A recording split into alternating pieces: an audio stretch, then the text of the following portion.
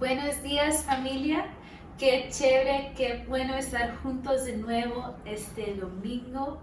Le damos gracias al Señor que nos podemos ver en este momento y que podemos alabarle a Él. Si no nos conocemos, mucho gusto, soy Natalie y ese es el video de Calvary Chapel Roca de Gracia en Tunja, Colombia, y estamos muy agradecidos, felices de otra vez estar juntos en esta mañana. Entonces cantemos juntos.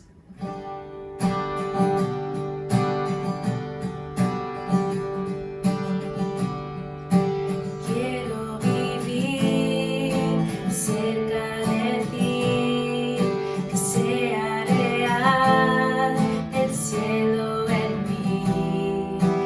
Quiero escuchar los ángeles cantar a una voz, aleluya.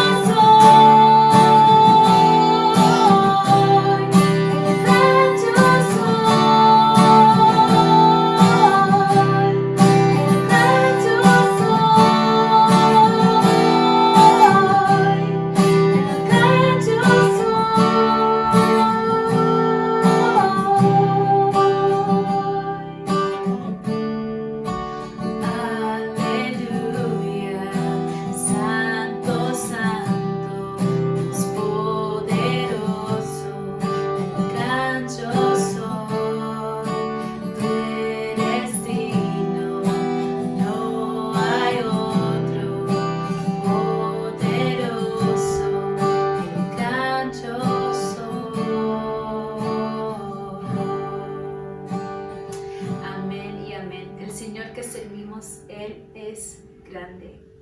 Y en esta semana yo estaba leyendo en Colosenses 3 y los versículos 16 y 17 dice que la palabra de Dios que está en nosotros, que mora en nosotros, que puede ser una buena obra, que podemos crecer en esa palabra que nos da Dios, su palabra, que podemos animar los unos a los otros.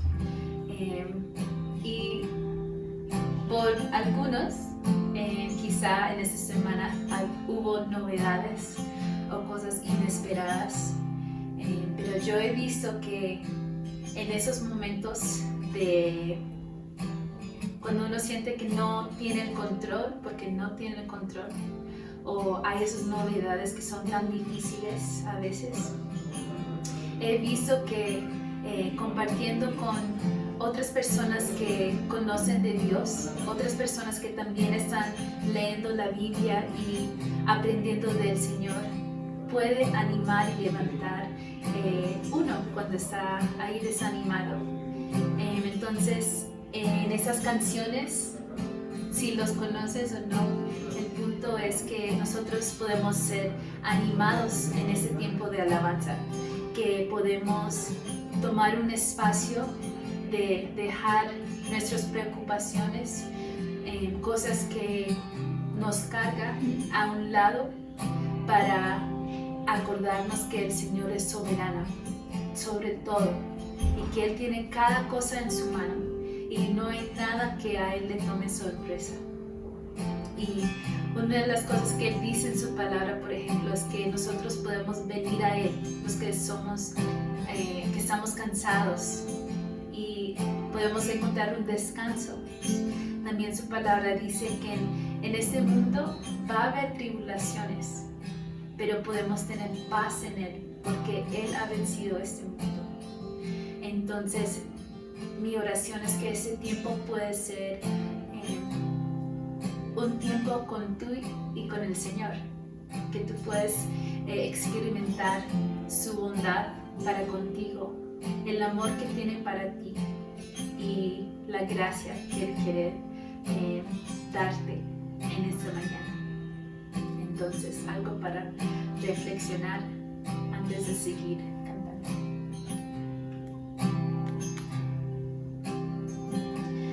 Padre nuestro en los cielos,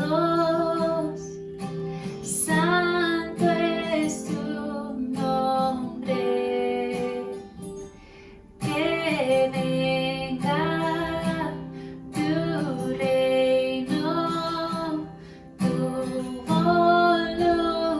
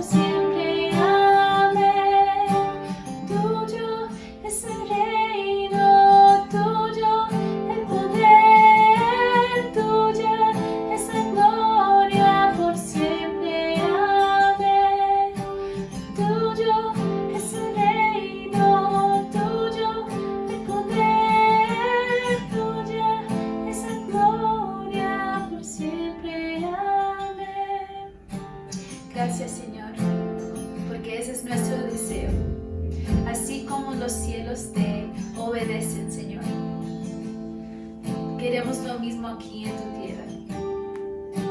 Que nosotros podemos ser obedientes. Que nosotros podemos ser quienes traen tu alabanza a esta tierra. Y también, Señor, que nosotros podemos buscar tu reino aquí en la tierra. Y lo demás, lo que necesitamos, Señor, tú te encargas de proveer eso. Te damos gracias en la manera que has proveído para nosotros, Señor. Estamos con nuestras familias y hay comida, Señor. Tú sigues proveyendo para nosotros en este tiempo de dificultad y incertidumbre, Señor. Gracias. Siempre hay algo porque nosotros podemos ser agradecidos, Señor. Ayúdenos a ver con esos ojos que buscan, para que podamos ser agradecidos en vez de amargados, Señor. Señor, en esta mañana quiero pedir por los que están cargados, quizás están frustrados, están tristes, necesitan una nueva esperanza que solo podemos encontrar en ti.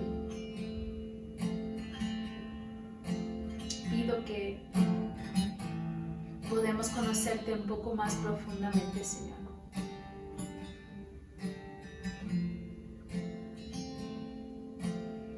Y que podamos saber que lo que sea lo que necesitamos, tú eres el gran yo soy.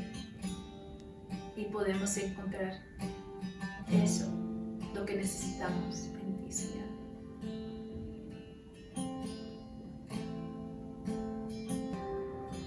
Mi esperanza está en Jesús, en su justicia y en la cruz. De nadie más dependeré, solo en su nombre confiaré. Cantamos de nuevo, mi esperanza está en Jesús.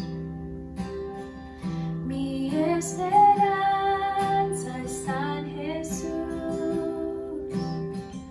en su justicia y en la cruz. De nadie más dependeré, solo en su nombre confiaré. En Jesús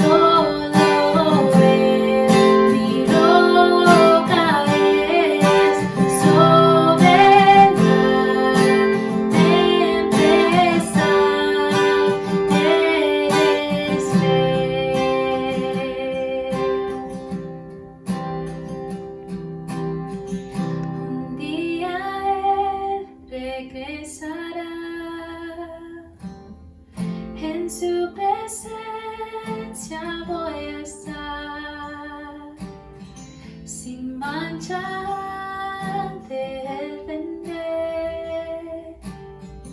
justificado por la fe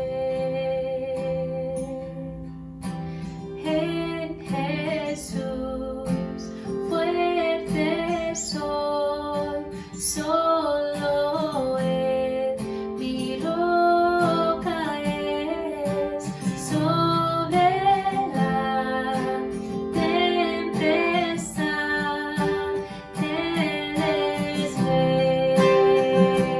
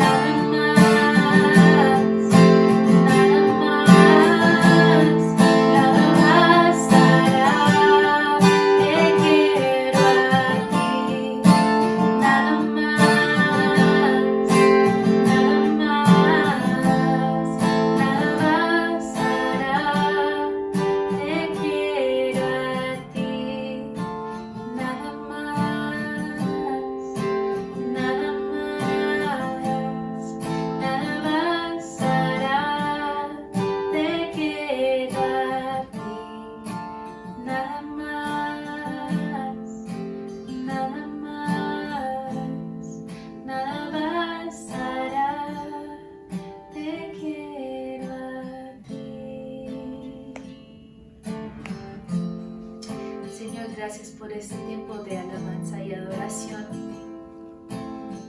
Gracias, Señor, porque tú eres lo suficiente para nosotros, que nosotros podemos encontrar lo que necesitamos, Señor, en ti.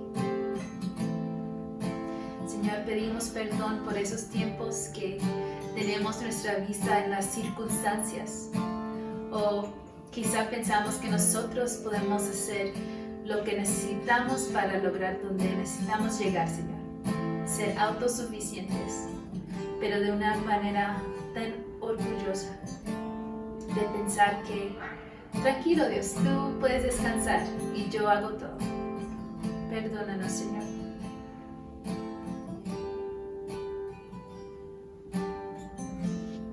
Queremos tener más de ti, Señor, porque tú eres quien satisface nuestros corazones.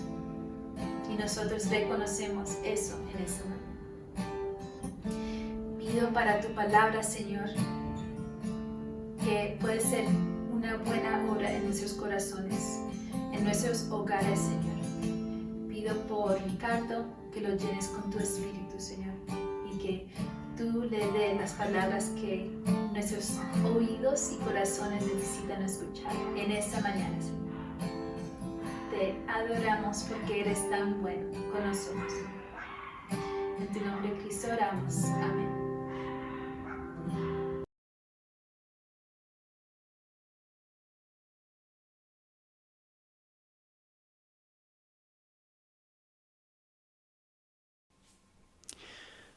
Muy buenos días, muy buenas tardes o muy buenas noches a todos, dependiendo del sitio donde estén escuchando esta enseñanza. Antes de entrar de lleno con la enseñanza, pues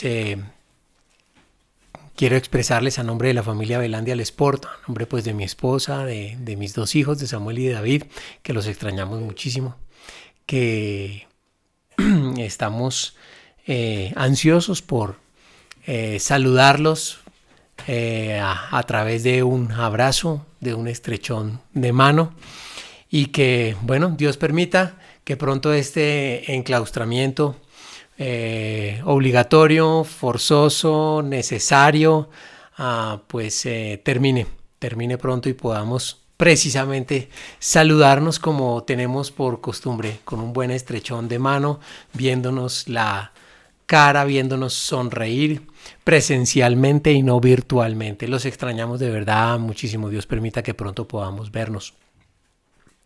Bueno, entrando de lleno entonces con la enseñanza del día de hoy, queremos recordarles que pues seguimos entonces con lo concerniente a Santiago. Hemos venido desarrollando una serie de sermones expositivos del libro de Santiago, y pues hoy continuamos con estos sermones. Si Dios lo permite, hoy estaremos terminando entonces el capítulo 4. El título de la enseñanza, el que está allí en pantalla: ¿Cómo ir más allá de los límites? ¿Cómo ir más allá de los límites? Ya vamos a entender un poquito más el porqué de este título. Bueno, antes de empezar a desarrollar los puntos, creo que es muy importante el día de hoy recordar que el libro de Santiago se escribió pues inicialmente para ese grupo de hermanos en la fe del primer siglo, que hoy llamaríamos judío-mesiánicos o judeomesiánicos. Eran personas que tenían su antecedente cultural judío, eran judíos, y habían reconocido a Jesús como su Señor y su Salvador. Habían reconocido a Jesús como el mediador entre los hombres y Dios, el único mediador. Es decir, lo habían reconocido como el gran sumo sacerdote que a través de un nuevo pacto en la sangre del Mesías se establecía la relación con Dios y el perdón de pecados. Entonces, pues valga decir que estos judíos del primer siglo, nuestros hermanos en la fe, pues tenían una vida difícil. Vivían en una continua crisis, como nosotros tal vez la llamamos hoy, una crisis por esta pandemia del coronavirus y porque pues estamos encerrados, algunos no pueden trabajar o pueden trabajar a media marcha o a marchas forzadas con muchas limitaciones. La situación económica empieza a desestabilizarse y bueno, creo que una de las palabras más comunes o que se escuchan más hoy en día es crisis, una crisis debido a la pandemia. Pues bien, para el caso de nuestros hermanos en la fe, estos judíos cristianos, estos judíos mesiánicos del primer siglo, era igual o peor, ¿no? Vale recordar que ellos sufrían una presión por partida doble. Por un lado, sus paisanos, los otros judíos que no habían reconocido a Jesús como el Señor y Salvador y que, valga decirlo, estaban conformados este grupo por la clase dirigente, principalmente por los poderosos de Israel, pues los rechazaban. El dibujo que hacían delante de la sociedad judía era que pues estos judíos mesiánicos eran unos traidores al judaísmo, a la ley de Moisés, etc. Y por otro lado tenían entonces la presión que recibían de parte del Imperio Romano. Pues era una ciudad, una sociedad, un pueblo que estaba en ese momento completamente subyugado a Roma con una carga tributaria altísima y además con unas presiones culturales del hecho de que la cultura helénica era rampante, era muy practicada en aquella época y pues la presión para participar, por ejemplo, de la prostitución religiosa y de otras formas de adoración que ningún judío y menos un judío mesiánico estaban dispuestos pues a aceptar o a tolerar. Entonces había crisis también, había una gran crisis tal como nosotros podemos referirnos a la situación actual, una crisis. Pues bien, vamos a ver que lo que Dios propone a través de no solo de la carta, sino de este punto específico que vamos a tratar hoy, es que en medio de ese sufrimiento valía la pena mantenerse fiel a Jesús y a sus principios. Lo que plantea el tema de la carta y muy especialmente el del día de hoy es que si nosotros nos enfocamos en nosotros mismos, no vamos a superar ciertos límites. Pero si nosotros nos enfocamos en Dios y en sus planes, vamos a ir mucho más allá de los límites, de cualquier límite que podríamos imaginar, porque Dios tiene un premio para aquellos que lo aman, que lo amamos, que nos mantenemos fieles a sus principios y mandatos. Y eso es lo que dice la carta. A manera de introducción vamos a verlo a través aquí de algunos versículos. Dice así, tal como empieza la carta en Santiago, capítulo 1, versos del 1 al 3. Dice allí, yo, Santiago, esclavo de Dios y del Señor Jesucristo, escribo esta carta a las 12 tribus, los creyentes judíos que están dispersos por el mundo. Reciban mis saludos. Amados hermanos, cuando tengan que enfrentar problemas, crisis puede leerse, considérenlo como un tiempo para alegrarse mucho, porque ustedes saben que siempre que se pone a prueba la fe, la constancia tiene una oportunidad para desarrollarse. Entonces, vemos aquí que el llamado es a superar estas crisis, ¿cómo? Enfrentando el problema, la dificultad de una manera correcta, es decir, manteniéndose fieles a los principios de Dios. En este sentido, vamos a ser mejores cada vez. Eso significa ser cada vez más como Cristo Jesús. Él es nuestro estándar, Él es nuestro ejemplo y el llamado final es a ser cada vez más como Cristo Jesús. Hay un premio para aquel que madura o se desarrolla en este sentido, por supuesto. Santiago 1:2 y unos versos allí más adelante reitera el mismo principio. Dice, Dios bendice a los que soportan con paciencia las pruebas y las tentaciones, porque después de superarlas recibirán la corona de vida que Dios ha prometido a quienes lo aman. Nuevamente el tema es reiterativo, es soportar las pruebas, soportar la crisis, soportar las dificultades, vuelvo y repito, manteniéndose fieles a los principios de Dios y entendiendo, por supuesto, por paciencia que no es cruzarse de brazos y quedar esperando, como muchas veces en algunas ocasiones se malentiende esta definición. No, la paciencia es mantenerse soportando las cargas, mantenerse firme ante las dificultades, y esto quiere decir mantenerse en obediencia a los mandatos de Dios a pesar de las dificultades. ¿Por qué? Porque así seremos cada vez más como Cristo y habrá un premio. En este caso, este premio se describe en los términos de una corona de vida que Dios ha prometido a quienes lo aman. Bueno, ya finalizando la carta y para no colocar muchos más ejemplos, pues en el capítulo 5 de la carta, versos del 7 al 8, se reitera nuevamente este principio. Dice, por tanto, hermanos, tengan paciencia hasta la venida del Señor. Miren cómo espera el agricultor a que la tierra dé su precioso fruto y con qué paciencia aguarda las temporadas de lluvia. Así también ustedes manténganse firmes y aguarden con paciencia la venida del Señor, que ya se acerca. Un llamado a la paciencia es el llamado que hace en términos generales la carta, diciéndonos pues que vale la pena la paciencia, soportar estas dificultades, esta crisis, porque habrá un premio. ¿Sí? Bueno, con esta perspectiva vamos entonces a entrar de lleno al texto que nos toca para el día de hoy, que Dios tiene preparado pues para nosotros el día de hoy, y es allí Santiago, el capítulo 4, de los versículos 13 al 17. Donde pues leámoslos poniendo bastante atención, y pues esta va a ser la columna vertebral de la enseñanza. Dice así, Santiago, capítulo 4, versos 13 al 17.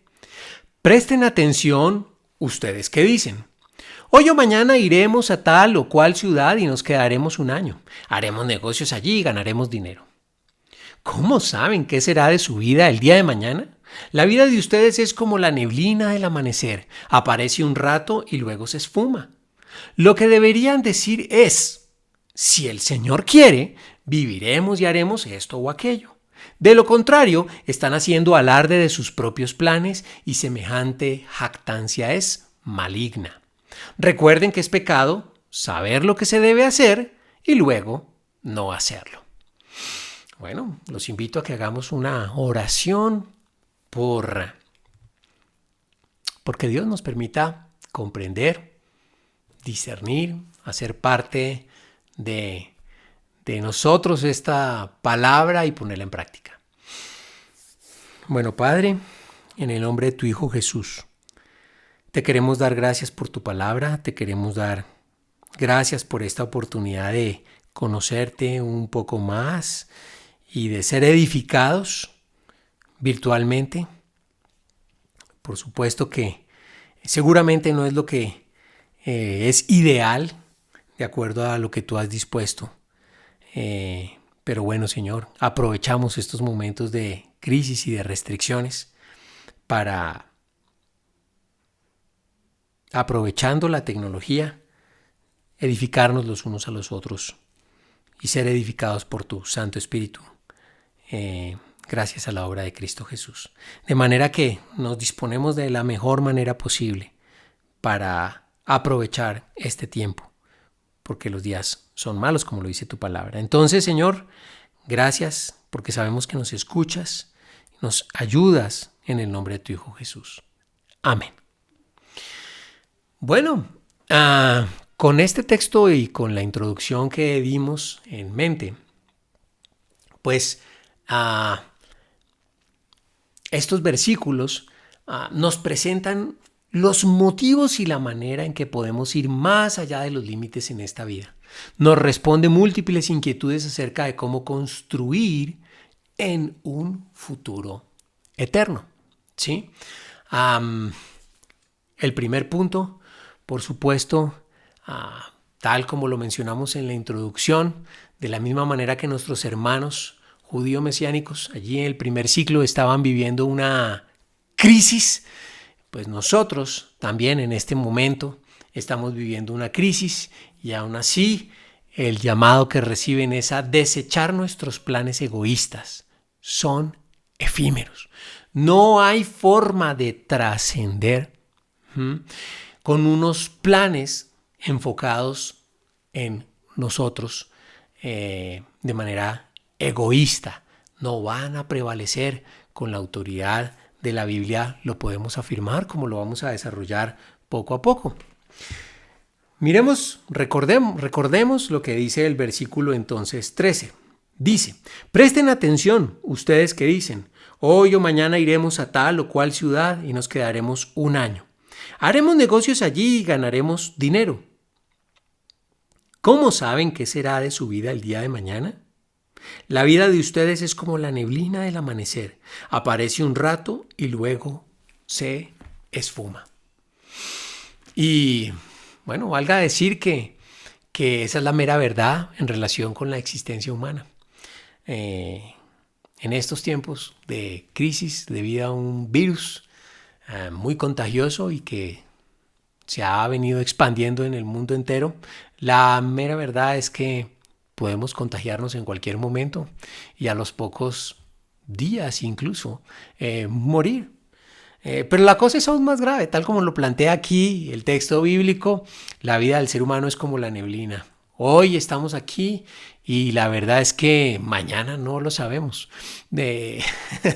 Durante la noche puede ocurrir cualquier cosa, puede ocurrir un ataque al corazón y no amanecemos. Esa es la mera verdad para la existencia del ser humano. La existencia del ser humano es efímera, es como una neblina que en un momento dado está y después ya no está. Esa es la verdad en relación con la vida del ser humano. Por más orgullosos, fuertes, por más de buena salud que nosotros gocemos, en cualquier momento podemos dejar esta vida. Y partiendo de eso, pues dice el texto bíblico, no vale la pena que hagan planes completamente enfocados en ustedes solamente, en ustedes mismos, porque pues esos planes y los resultados de este actuar pues se irá como la neblina, se irá con sus vidas, ¿sí? Hago una aclaración y es que la Biblia en ningún momento hace un llamado a no planificar.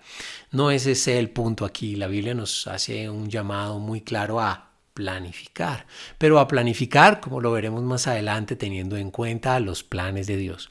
El llamado o la advertencia que se hace aquí específicamente es a no hacer planes enfocados en nosotros mismos, es decir, no hacer planes de manera egoísta, ¿sí? Podemos hacer planes egoístas enfocados en nosotros mismos en medio de la crisis, sí. Sí, ese es el ser humano. Podemos estar en medio de una crisis tremenda y aún estar pensando en única y exclusivamente nosotros mismos. Es triste ver cómo algunas personas en medio de esta crisis, de esta pandemia, están pensando en hacer dinero ellos para ellos mismos y engrosar sus arcas. Y es precisamente contra lo que advierte aquí el texto bíblico. Es el caso que plantea allí Proverbios capítulo 16 versos del 1 al 3, donde dice, podemos hacer nuestros propios planes, pero la respuesta correcta viene del Señor. La gente puede considerarse pura según su propia opinión, pero el Señor examina sus intenciones. Pon todo lo que hagas en manos del Señor y tus planes tendrán éxito o prosperarán, como dicen otras versiones. El punto aquí es que nosotros podemos hacer planes, pueden sonar muy bien, pueden verse muy bien, pero la verdad es que la intención que hay en nuestros corazones, la cual ve a Dios de manera muy clara, puede ser la equivocada y esos planes estar enfocados única y exclusivamente en nosotros mismos, por lo cual no tendrán éxito. Esa es la soberanía de Dios. Él es el Señor de la historia y ha dictaminado que en el momento en que el ser humano se aleja de sus principios, de sus mandatos, lo único que viene es el fracaso, la no prosperidad, si se quiere decir en esos términos. Una forma de relatarlo, de ilustrarlo, es lo que le ocurría a Israel y relata allí el profeta Miqueas. Dios, hablando a través del profeta Miqueas, describe una situación así. Miren cómo lo dice allí el profeta, como lo dice Dios a través del profeta en Miqueas capítulo 2 versos del 1 al 4. Dice: ¿Qué aflicción les espera a ustedes que despiertan en la noche, tramando planes malvados? Se levantan al amanecer y se apuran a realizarlos solo porque tienen el poder para hacerlo. Cuando quieren un pedazo de tierra, encuentran la forma de apropiárselo. Cuando quieren la casa de alguien, la toman mediante fraude y violencia. Estafan a un hombre para quitarle su propiedad y dejan a su familia sin herencia. Pero esto es lo que dice el Señor: pagaré su maldad con maldad. No podrán librar su cuello de la soga, no volverán a caminar con orgullo porque será un tiempo terrible. En aquel día, sus enemigos se burlarán de ustedes cuando entonen esta canción de lamento acerca de ustedes. Estamos acabados, totalmente arruinados. Dios confiscó la tierra, nos la ha quitado. Dio nuestros campos a los que nos traicionaron. Es la forma en que Dios actúa en relación con el ser humano cuando éste no cumple sus mandatos. Dios, a través de la ley, le dijo al pueblo de Israel de manera muy clara que debían obrar con justicia, debían estar preocupados y ocupándose del sustento para las viudas, para los huérfanos, para los pobres, para los más débiles dentro de la sociedad, de los enfermos, en fin. Y lo que están haciendo acá los líderes y los poderosos, vemos, de acuerdo a lo que dice Miqueas, es que estaban ocupados en engrosar sus arcas, aún a través de la maldad y de la injusticia y del aprovecharse de los más débiles. ¿Qué va a hacer Dios? Va a llevar sus planes al fracaso. Y es lo que hemos visto a través de la historia de Israel. Israel una y otra vez, de forma reiterativa, ha violado los mandatos, ha desobedecido los mandatos de Dios y Dios los ha castigado. Valga la historia, estudiar la historia secular y vemos que esto es así. Las advertencias de Dios se han cumplido una tras otra. Israel ha venido desobedeciendo a través de los tiempos los mandatos de Dios y ha mandado diferentes imperios para disciplinarlos y castigarlos, ¿no? Ha mandado a los asirios, a los babilonios, a los persas, a los medo-persas, al imperio romano, en fin, uno tras otro, porque ellos se han mantenido en desobediencia a las normas de Dios. Dios es el Señor de la historia. Esa es su soberanía. En el momento en que la gente obra mal y se aleja de sus mandatos, los desobedece, entonces viene el castigo. Es lo que dice Dios en su palabra allí en Isaías 55:11 cuando afirma: lo mismo sucede con mi palabra. La envío y siempre produce fruto. Logrará todo lo que yo quiero y prosperará en todos los lugares donde yo la envíe. Dios, a través del profeta Isaías también, capítulo 46, verso 10, reitera el mismo principio. Solo yo puedo predecir el futuro antes que suceda. Todos mis planes se cumplirán porque yo hago todo lo que deseo. Entonces, los israelitas habían tomado la decisión de vivir en desobediencia a Dios, a sus mandatos, y Dios entonces hacía que sus planes egoístas fracasaran. ¿Sí? Vale la pena entonces preguntarnos: ¿contemplan nuestros planes los planes de Dios? Creo que esa es la pregunta que nosotros debemos hacernos en este momento, poniéndonos la mano en el corazón y dando gracias a Dios porque nos ha permitido la autorreflexión, un autoexamen. Esa capacidad la tiene el ser humano y debemos aquí considerar si nuestros planes se ajustan a los planes de Dios, porque precisamente ese es el siguiente punto de acuerdo a, como vamos a leer, a lo que dice el texto bíblico. En la crisis, alinearnos con los planes de Dios y estos prosperarán. Mira cómo lo dice allí el texto. Allí el texto lo dice de manera muy clara en el versículo 15. Lo que deberían decir es: si el Señor quiere, viviremos y haremos esto o aquello. De lo contrario, están haciendo alarde de sus propios planes y semejante jactancia es maligna. Entonces, ¿qué es lo que debería hacer el ser humano en contraposición a estar haciendo planes sin Dios y enfocados completamente en sí mismos? Dice allí, lo que se debería hacer es ver cuál es el plan de Dios y conforme a eso, hacer sus planes también. De alguna manera alinear o poner en línea el plan nuestro con el plan de Dios. Dios lo cuenta de maneras variadas y a través de historias hermosas que se narran allí en la Biblia. Traigo a colación dos. Una de ellas es Esther. La historia de Esther es espectacular, una niña muy hermosa, físicamente muy hermosa, que había perdido a sus padres y es adoptada por Mardoqueo. Llega por diferentes circunstancias a convertirse en reina, la reina del emperador medo-persa de la época. Y vemos que por diferentes motivos, Amán, uno de los poderosos allí del imperio medo-persa, hace una intriga y una confabulación para destruir al pueblo judío. Bueno, el pueblo judío, pues, bajo la tutela, en este caso, de Mardoqueo, una persona que logró, vamos a ver al final de la historia, bastante influencia, pues Mardoqueo recibe la noticia de que el pueblo judío va a ser exterminado por esta intriga de Amán y le hace un llamado a su hijastra, a Esther, de que actúe en favor de su pueblo, ¿no? Por supuesto que Esther estaba allí formando parte del harem del rey y tiene sus temores para acceder a donde el rey, de acuerdo a las normas medo-persas. Esto era pues prácticamente un suicidio.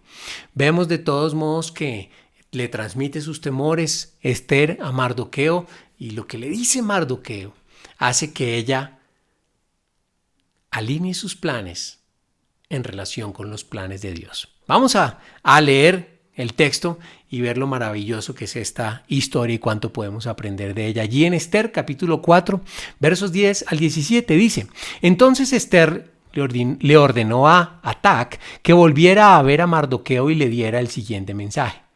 Todos los funcionarios del rey e incluso la gente de las provincias saben que cualquiera que se presenta ante el rey en el patio interior sin haber sido invitado está condenado a morir, a menos que el rey le extienda su cetro de oro. Y el rey no me ha llamado a su presencia en los últimos 30 días. Así que Atac le dio el mensaje de Esther a Mardoqueo. Mardoqueo le envió la siguiente respuesta a Esther: No te creas que por estar en el palacio escaparás cuando todos los demás judíos sean asesinados. Y ojo lo que dice aquí, porque aquí lo que Mardoqueo le dice a Esther es lo que hace que ella alinee sus planes con los de Dios. Si te quedas callada en un momento como este, el alivio y la liberación para los judíos surgirán de algún otro lado, pero tú y tus parientes morirán. ¿Quién sabe si no llegaste a ser reina precisamente para un momento como este? Entonces Esther envió la siguiente respuesta a Mardoqueo: Ve y reúne a todos los judíos que están en Susa y hagan ayuno por mí. No coman ni beban durante 3 días, ni de noche ni de día. Mis doncellas y yo haremos lo mismo. Entonces, aunque es contra la ley, entraré a ver al rey. Si tengo que morir, moriré. El cambio de Esther es total. Una vez que conoce cuáles son los planes de Dios y entiende este principio, a como dé lugar, ella se pone en línea con los planes de Dios. ¿Por qué le dice esto Mardoqueo a Esther? Bueno, Mardoqueo y en general el pueblo de Israel era conocedor de las promesas que Dios le había hecho, que iba a volver a su tierra una vez acabara el exilio. Ellos estaban en este momento pues en lo que era Babilonia, habían sido llevados cautivos de Jerusalén a Babilonia y estaban allí en el momento en que el imperio medo-persa estaba gobernando, pero ellos tenían las promesas de Dios hechas a través de muchos profetas en relación con que iban a volver a su tierra y un gobernante descendiente de David, judío, iba a gobernar. En muchas partes se mencionan estas promesas. Un ejemplo a través de lo que dijo el profeta Jeremías, que escribió y vivió mucho antes que Ester y Mardoqueo. Dice allí en el capítulo 30, versículos del 1 al 3, el Señor le dio otro mensaje a Jeremías. Le dijo, esto dice el Señor, Dios de Israel. Jeremías, anota en un registro cada cosa que te he dicho, pues se acerca la hora cuando restableceré el bienestar de mi pueblo Israel y Judá. Los traeré a casa, a esta tierra que di a sus antepasados y volverán a poseerla. Yo, el Señor, he hablado.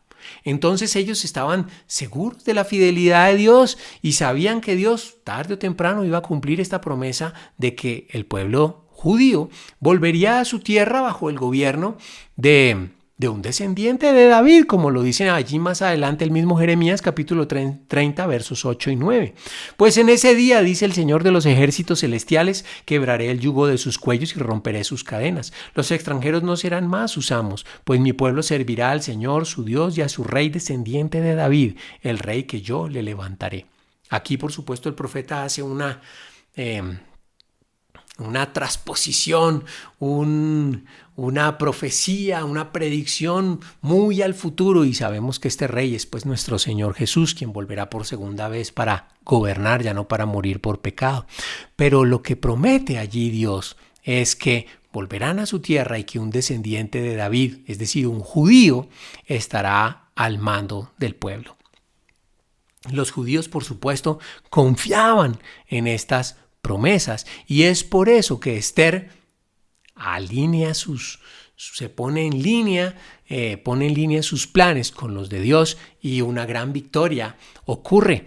Básicamente esta intriga de Amán es destruida, muere ajusticiado, y aún hoy en día los judíos celebran una fiesta que iniciaron en aquella época con esta ocasión de recordar cómo Dios los había librado de la mano de Amán y de este poderoso allí del imperio medo-persa. Otro ejemplo hermoso es el de la prostituta Rahab, que vivía en Jericó.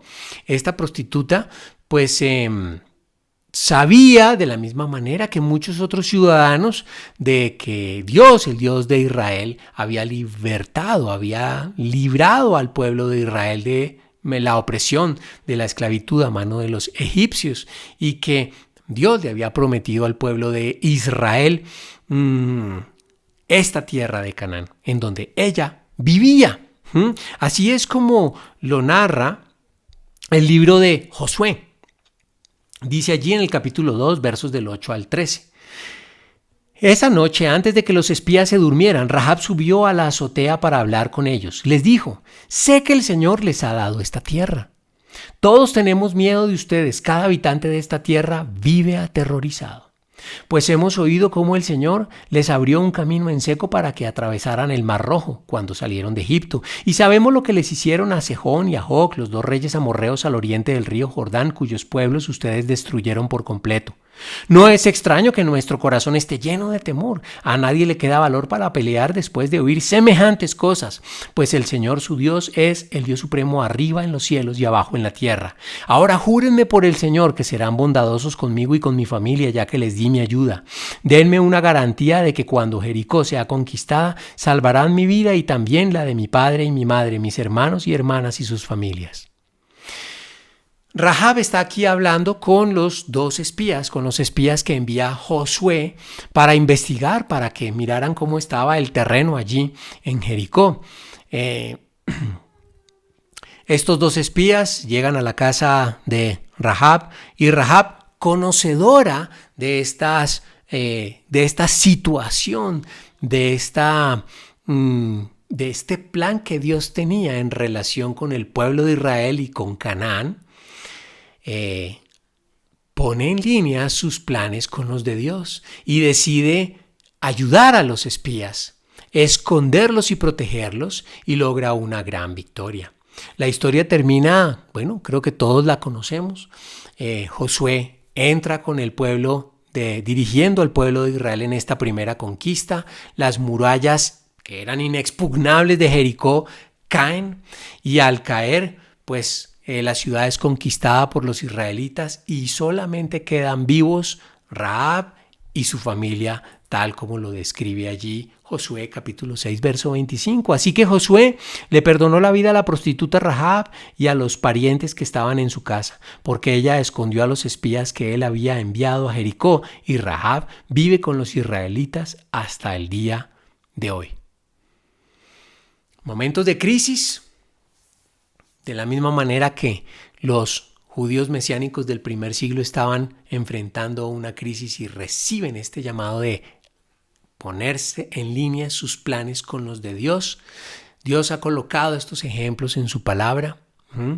Esther y Mardoqueo y todo el pueblo judío en medio de una crisis que enfrentaba el probable exterminio, ¿no?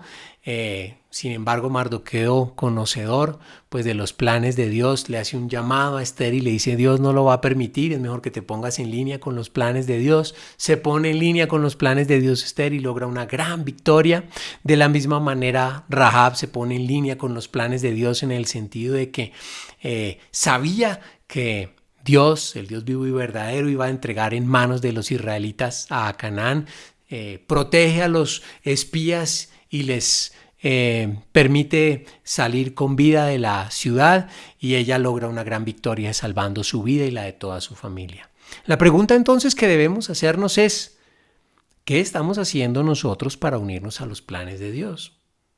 ¿Cuáles son los planes de Dios? Creo que es el momento de preguntarnos, sobre todo en este momento de crisis donde disfrutamos de un buen tiempo para ir a la palabra de Dios, para hacernos un autoexamen, una reflexión, ver si conocemos los planes de Dios para nuestra vida y ver si estamos alineados con los planes de Dios. Esta creo que es una pregunta muy importante que debemos entonces respondernos. Si no lo hacemos, lo que nos dice el texto bíblico, si no nos alineamos, si no nos ponemos en línea con los planes de Dios, conociéndolos, dice la palabra de Dios, es porque el problema es un problema de fondo. El problema es o yace en el corazón de nosotros mismos, ¿sí? Y este sería entonces el tercer punto. La raíz de no alinearse a los planes de Dios, conociéndolos, es la jactancia. Es así como lo dice Dios en su palabra. Leo desde el versículo 15, que trata el punto que leímos anteriormente. Lo que deberían decir es: si el Señor quiere, viviremos y haremos esto o aquello. De lo contrario, están haciendo alarde de sus propios planes, y semejante jactancia es maligna. Es maligna. Podemos conocer los planes de Dios para con nosotros y aún así en medio de la crisis decir no, yo no me pongo en línea con los planes de Dios. Sí, eso podemos llegar a hacerlo. La Biblia está llena de esos ejemplos. Un ejemplo es el de Balaam, el profeta, el personaje que había sido dotado por Dios de un gran poder para bendecir o para maldecir, y que es contratado por el rey de Moab para que maldijera al pueblo de Israel, y pues el pueblo de Israel fuera destruido, ya que el rey de Moab veía con peligro cómo se estaba acercando el pueblo de Israel. Lo contrata Balac, el rey de Moab, a Balaam para que maldiga al pueblo de Israel y bueno, él accede, consulta a Dios, Dios le dice que no vaya a maldecir al pueblo de Israel, es su consentido y el plan que Dios tiene para con el pueblo de Israel es que llegue a Canaán y conquiste toda esta tierra y sea próspero y dé a conocer a las naciones su nombre, de manera que no lo vaya a maldecir, sino todo lo contrario. Va a bendecirlo. Balaam le advierte esto al rey de Moab, sin embargo, montan allí una serie de sacrificios y Balaam termina efectivamente bendiciendo reiterativamente al pueblo de Israel. Vale la pena leerse la historia completa, es asombrosa, es maravillosa. Dios estaba allí protegiendo a Israel. Pero lo que quiero resaltar, el punto que quiero resaltar aquí es que Balaam no quedó contento con esto. Conocedor de los mandatos y del carácter y de las normas de Dios, no maldice al pueblo de Israel, pero colocándose no en línea con la voluntad de Dios y con los planes de Dios, le da la idea a los moabitas de que las moabitas seduzcan a los hombres israelitas y los hagan caer en inmoralidad sexual, con lo cual Dios quitará la protección al pueblo de Israel y serán de alguna manera derrotados. Así es como sucede y como lo narra Números capítulo 31 versos 16 en adelante. Precisamente son ellas las que, siguiendo el consejo de Balaam, se refiere a las moabitas, incitaron al pueblo de Israel a rebelarse contra el Señor en el monte Peor. Son ellas las que causaron la plaga que hirió al pueblo de Israel. Una plaga debida a la inmoralidad sexual.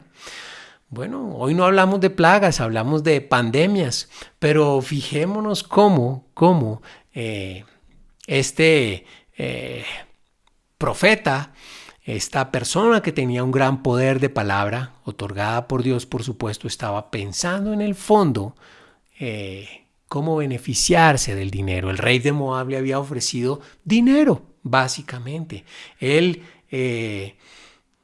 Su corazón estaba inclinado a las riquezas y producto de ese amor al dinero, conociendo el plan de Dios, prefiere no colocarse en línea con este plan. Otro ejemplo es el ejemplo del faraón. El faraón, bueno, creo que todos conocemos la historia. Tenía bajo esclavitud al pueblo de Israel. Dios escucha el lamento del pueblo de Israel y envía a Moisés y a Aarón para que le comuniquen al faraón el plan de Dios, su voluntad respecto a Israel, y es que fuera liberado. El faraón decide no liberar al pueblo de Israel. Poco a poco va endureciendo su corazón y reiterativamente decide no darle al pueblo de Israel la libertad. Dios manda entonces castigos una y otra vez, plagas, con lo cual destruye prácticamente al imperio más poderoso de la época. Una crisis es la que tiene que enfrentar la nación más poderosa del mundo, los egipcios, la nación egipcia. Tuvieron que enfrentar una crisis como la que enfrentan hoy múltiples naciones, ¿no? A raíz de esta pandemia, de este coronavirus, la economía aún de las naciones se ha visto fuertemente deteriorada, ¿sí? Sin embargo, a pesar de esa crisis, el faraón una y otra vez dice: no los voy a dejar ir. Hasta que, bueno, todos conocemos la historia. Después de mandar que el agua se convirtiera en sangre, que múltiples plagas acabaran con los cultivos y con los ganados de los egipcios, que aún sufrieran en carne propia muchas enfermedades. Bueno, finalmente el faraón deja ir al pueblo de Israel tras la muerte de los primogénitos, ¿sí?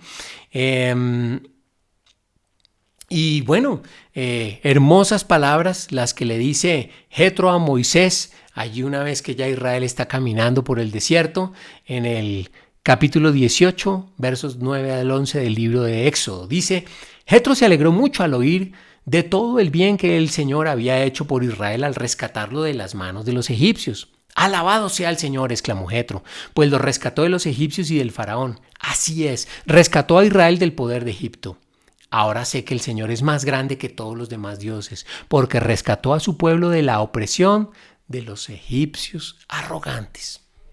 ¿Cuál era el problema de los egipcios? Un problema en el corazón, su arrogancia. El faraón quería mantenerse en el poder, quería mantener a los israelitas subyugados a esclavitud para tener mano de obra barata.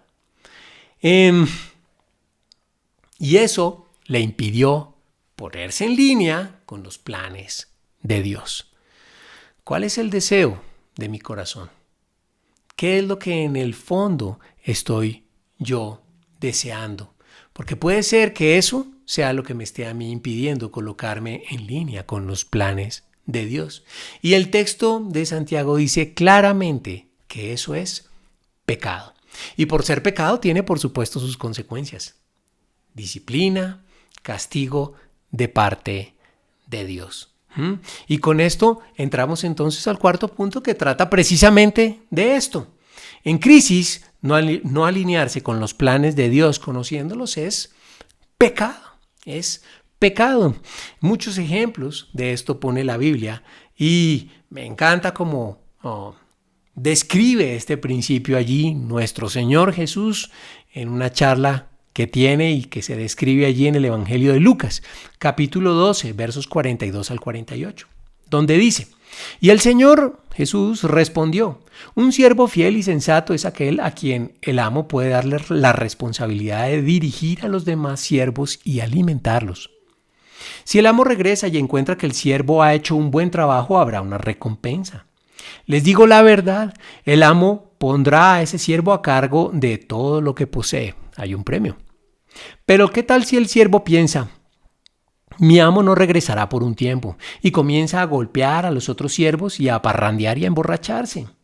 El amo regresará inesperadamente y sin previo aviso, cortará al siervo en pedazos y lo expulsará junto con los infieles. Y un siervo que sabe lo que su amo quiere, pero no se prepara ni cumple las instrucciones, será severamente castigado. Pero a alguien que no lo sabe y hace algo malo será castigado levemente. A alguien a quien se le ha dado mucho se le pedirá a cambio, y a alguien a quien se le ha confiado mucho, aún más se le exigirá. Bueno, hermanos, yo creo que Dios nos ha dado mucho. Yo creo que Dios nos ha permitido, aún en estos momentos de crisis, poder estirar el brazo y tomar su palabra, leerla, enterarnos de cuáles son los planes que Dios tiene para con nosotros. Nos ha dado tiempo para orar, para un ayunar, si es lo que está dispuesto en nuestros corazones. Y si conocemos los planes de Dios y no nos ponemos en línea con ellos, pues estamos cometiendo pecado. ¿Cuáles son esos planes? Bueno, en términos muy generales, dar a conocer la obra de nuestro Señor Jesús, quien es Dios, que se ha hecho hombre y ha muerto en una cruz por el perdón de nuestros pecados y ha resucitado. Dar este mensaje a otras personas es el plan de Dios para con nosotros, pero allí no para la cosa. Una vez que esta persona ha recibido a Jesús como su Señor y Salvador, comienza un camino que debe ser conducente a que esa persona sea cada vez más como Jesús. Nosotros mismos debemos ser cada vez más como Jesús y estamos en esa lucha día a día. Y este es el plan que en términos generales Dios tiene para con nosotros. No es en ningún momento que vayamos a conquistar una tierra determinada. Bueno, en términos espirituales sí, aunque eso sería asunto de otra enseñanza, pero ir a conquistar una tierra física no es el plan que Dios tiene para con nosotros hoy. De la misma forma que de alguna manera liberarnos de la opresión de un rey no es el plan que Dios tiene para con nosotros hoy. En términos espirituales sí, por supuesto, pero en términos generales, el plan de Dios es que demos a conocer la obra de nuestro Señor Jesús a aquellos que no han escuchado de ella, y una vez que lo han aceptado como su Señor y Salvador, pues conducirlos a través de un camino que consiste en que en que seamos todos cada vez más como nuestro Señor Jesús. ¿Estamos alineados con esos planes o no? En el fondo de nuestro corazón hay unos deseos y unos planes egoístas que nos impiden ponernos en línea con estos planes. Vale entonces el llamado que nos hace Dios hoy a través de Santiago y de toda la palabra de Dios para reflexionar sobre si nuestros planes están alineados con los de Dios o no. Porque solo así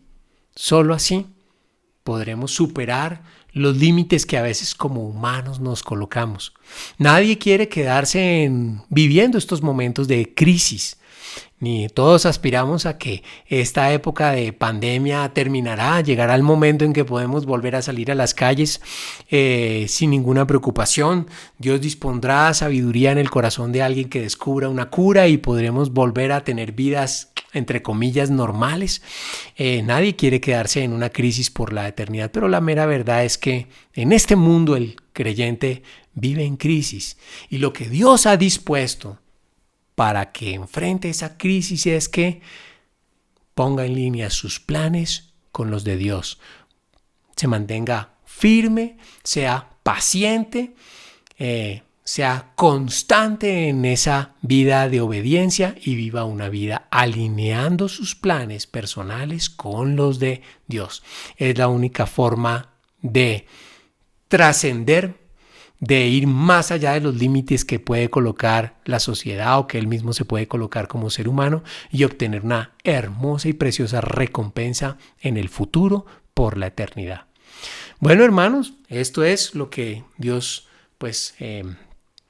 nos ha comunicado a través de la carta de Santiago y vemos que resumimos estos 4 puntos de la misma manera que nuestros hermanos judíos en el primer siglo tuvieron que enfrentar crisis por presiones de mano de sus paisanos y de manos del Imperio Romano.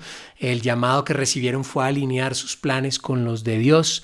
Entonces deben primero desechar sus planes egoístas, puesto que esos planes son efímeros. Dios es el Señor de la historia y garantiza que eso no conducirá a la prosperidad. Deben entonces, aún en esta crisis, alinear sus planes con los de Dios, ya que estos sí prosperarán.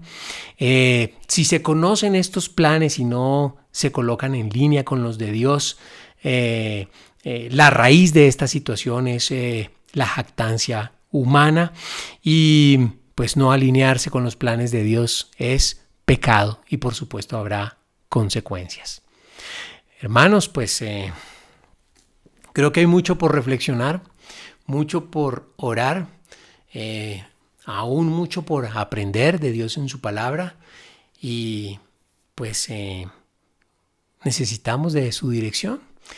Les propongo que terminemos dando gracias a Dios a través de la oración y colocando este tiempo que sigue en manos de Él. Padre, en el nombre de Jesús te damos gracias por tu palabra, te damos gracias por este precioso mensaje, te damos gracias porque a través de tu palabra y de ponerla en práctica podemos ir mucho más allá de lo que nosotros nos imaginamos. Gracias por darnos el privilegio de poner en conocimiento de nosotros tus planes a través de tu palabra.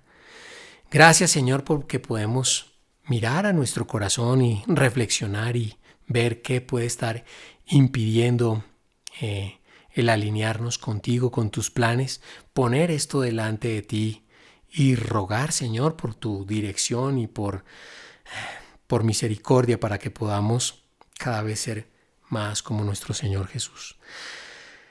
Padre, te pedimos que en estos momentos de crisis podamos buscarte de la manera adecuada, podamos aprovechar estos tiempos para cada vez ser más como Jesús y cumplir con el propósito para el cual tú has dispuesto que estemos aún en este mundo. Gracias, Señor, por estos momentos de vida que nos das.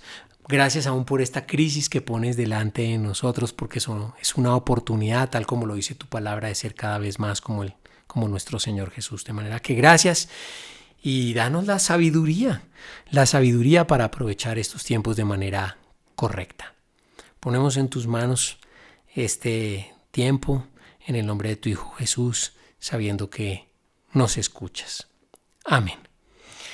Hermanos, pues muy buenas noches para todos, muy buenos días, que acaben de aprovechar esta mañana o esta noche, este día que Dios ha colocado delante de nosotros, meditando por supuesto en este precioso mensaje y reiterando una y otra vez que los extrañamos muchísimo. A nombre de la familia Velandia Lesport, a nombre de mi esposa, mi preciosa morenaza, a nombre de Samuel y David, les enviamos un fuerte abrazo, por ahora virtual, confiando en que más adelante Dios permita que sea un abrazo presencial. Muchísimas gracias a todos y muy buen tiempo. Muchísimas gracias, Ricardo. Gracias por esa palabra. Y antes de despedirnos, cantemos una última alabanza juntos.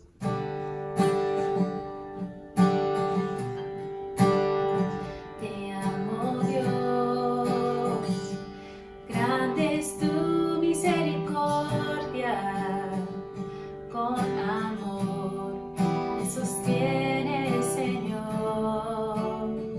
Muy temprano en la mañana, hasta la anochecer, yo cantaré de la